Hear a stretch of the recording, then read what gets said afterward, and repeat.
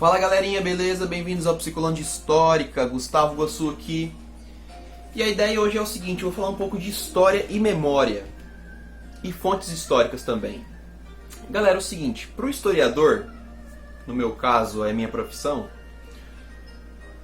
para a gente criar o conhecimento histórico, a gente precisa de algumas coisas. Primeiro, saber a essência do historiador, que é ter uma ética e uma moral em relação à nossa postura de trabalho. Como diria o Mark Bloch neste livro, Apologia da História, ou Ofício do Historiador, ele dizia o seguinte, eu até marquei aqui: uma palavra para resumir, dominar e iluminar os nossos estudos é a palavra compreender. Então, o primeiro passo, o historiador tem que saber qual que é a sua posição no sentido de profissional da história. Então a gente tem que compreender, não cabe a nós a ação de julgar. Aquele que julga já está fazendo tudo ao contrário do que é a essência do historiador. Eu tenho que compreender, mano, entender e difundir. Julgar é para outra área da ciência, são para outras áreas. Tem um historiador que estuda, por exemplo, o século XX. Ele não pode negar as coisas que aconteceram, mas ele não pode tomar partido pessoal, porque o nosso trabalho deve ter caráter imparcial. Essa é a primeira coisa que a gente tem que aprender ao estudar história. Então é o seguinte, quando a gente vai falar de fontes históricas, que é um dos apetrechos e um dos objetos principais nas quais a gente, enquanto historiador, consegue criar o conhecimento histórico, são as fontes históricas. Então, por exemplo, deixa eu pensar aqui em alguma coisa. Eu vou falar da Idade Média. O que eu vou fazer primeiro a hora que eu for criar alguma coisa de Idade Média? Eu tenho que ter acesso a obras de Idade Média.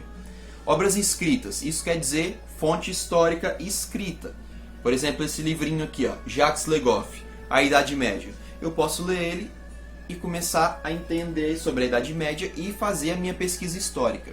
Mas eu também posso pegar filmes, que são fontes históricas audiovisuais, posso pegar entrevistas. E a fonte escrita, ela não é só livros, ela é testemunhos, são cartas, jornais, testamentos, tudo na qual remete a um passado histórico escrito é uma fonte escrita, uma fonte histórica escrita. Se for algo que remete ao passado, que eu ouço, que eu pego o testemunho, que eu gravo a pessoa falando, é uma fonte histórica oral. E a gente tem as fontes visuais, que são os filmes, os documentários, as entrevistas. Enfim, o historiador, ao pegar todas estas fontes, ele tem que ter uma postura problematizadora. O que isso quer dizer? Isso quer dizer, por exemplo, período militar no Brasil. Amanhã eu vou entrevistar uma pessoa. Tudo que ela falar, eu vou anotar, mas eu vou ter que problematizar aquilo, fazer uma relação daquilo com o que tem de escrito sobre a ditadura militar. Então a pessoa vai falar assim, a ditadura militar era de boa, não tinha censura. Como que não tinha censura? Eu tenho fatos que mostram que muitas pessoas foram perseguidas, mortas pelas suas ideias, exiladas. Então a pessoa já vai ter... Eu, enquanto historiador, não posso tomar partido, imparcialidade. Isso exige uma leitura nas entrelinhas que ultrapasse a intenção imediata do registro. Trata-se de estar pensando não só o que está sendo representado, mas por que está sendo representado desta forma. Então, a pessoa na qual estou colhendo do testemunho, ela disse que não houve ditadura militar. Eu tenho que me perguntar o seguinte: por que ela está falando isso dessa forma? O que ela está querendo passar? É difícil para as pessoas que não são historiadoras entender isso, porque primeiro elas julgam, já deixam de ser a nossa essência, e segundo, elas não buscam compreender, elas buscam explicar e ensinar. Então pessoas que não são historiadoras nunca vão entender isso. Por isso que a gente vê tanto economista falando de história e a gente só faz uma cara de... Cara, você não está falando nada com nada. Justamente porque, para você ser historiador, você tem que aprender sobre a ciência histórica, sobre os métodos, técnicas de se criar o conhecimento histórico. A história, gente, é uma ciência autônoma.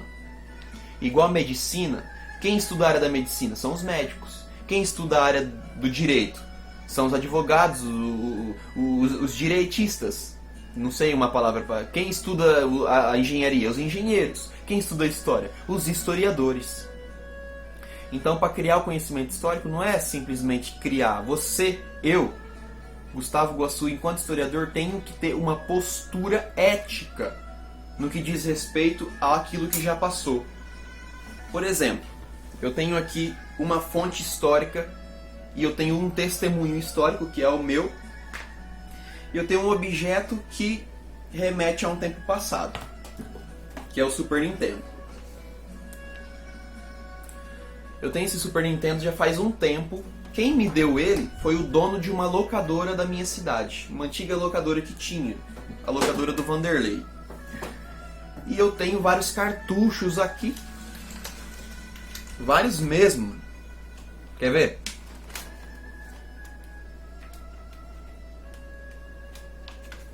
Tenho 3.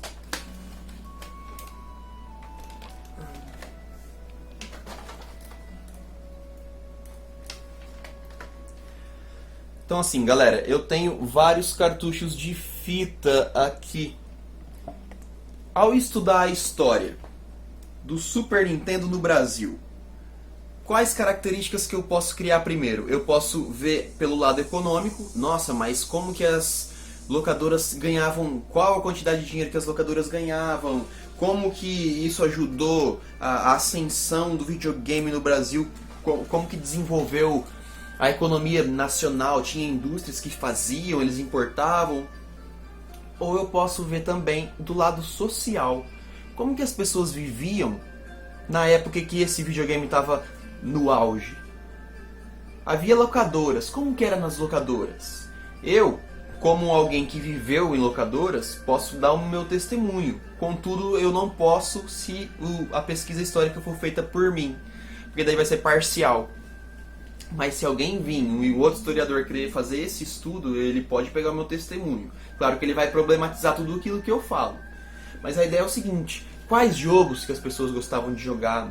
Quanto que era as horas, uma hora de jogo, quanto que era na época? Sei lá, como que a gente juntava em grupo para ir assistir? A ideia não é responder, mas criar novas formas de pergunta para a gente ampliar a compreensão. Eu lembro quando a gente ia jogar, era mais Donkey Kong 3, Killer Instinct, a gente jogava Street Fighter, Top Gear. Nossa, era massa demais, galera. E a gente ia com toda a molecada, vamos lá jogar videogame. Tinha várias sessões de vários jogos e você chegava lá assim, ó, eram paredes, um monte de caixinha de fita do lado da outra assim, eu quero aquele lá. Depois chegou o Play 1, moço, o memory card, a gente nunca tinha visto aquilo na vida. Nossa, como assim? Agora eu posso parar o jogo onde eu parei e continuar depois, porque eu não tinha memory card, então a gente pegava o jogo e tinha que zerar na hora.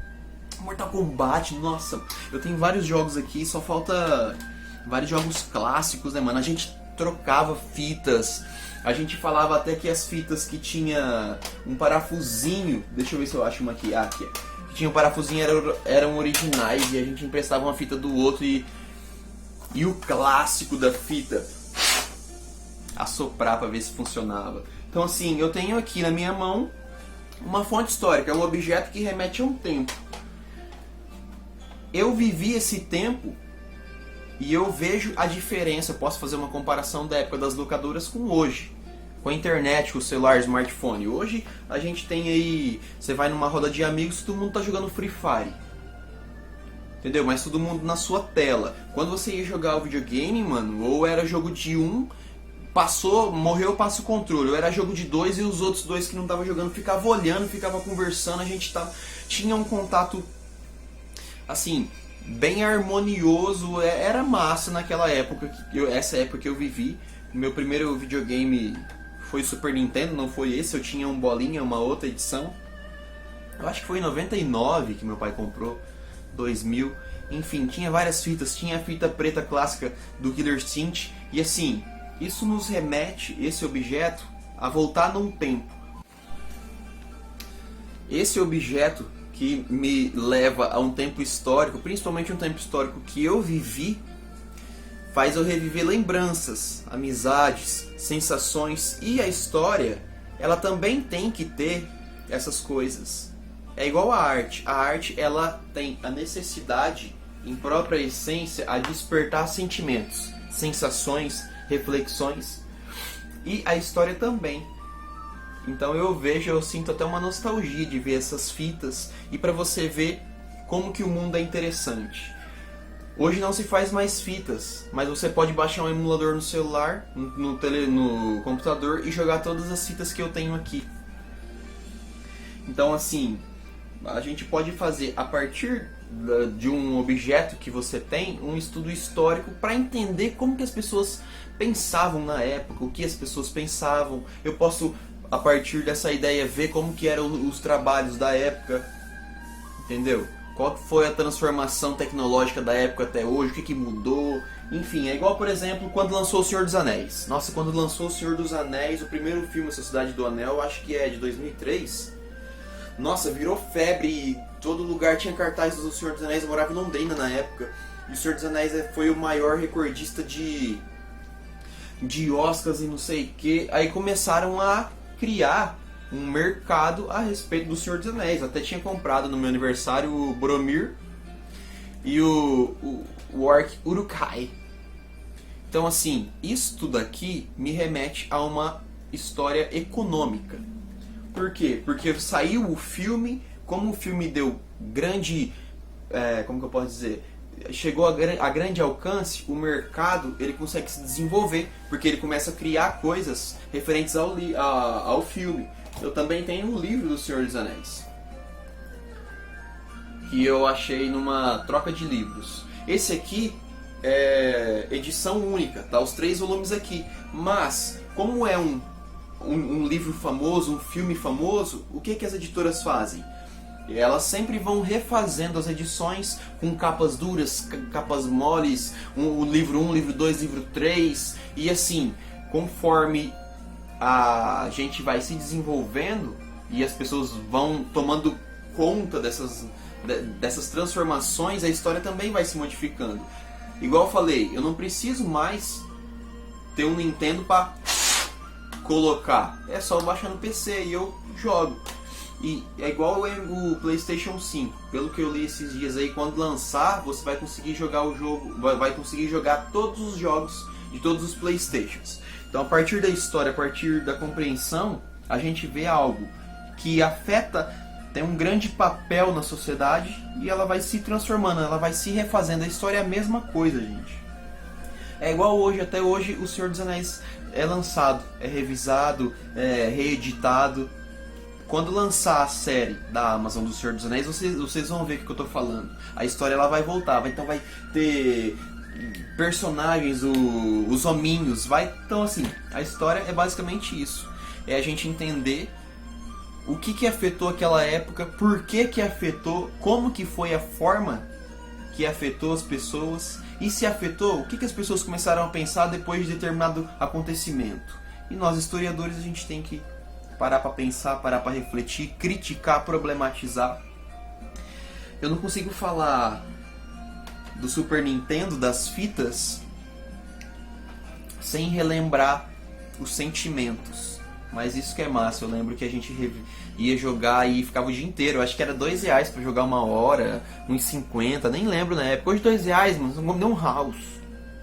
Tem lugar que house é 2 conto, então tipo assim, é massa a gente ver essas transições da nossa vida que a gente viu e a partir do estudo da história a gente também entender por que acontecem essas transições. O mundo está evoluindo, a gente tem que estar evoluindo também. E a história, ela estuda o homem e as suas evoluções. Isso que é o massa.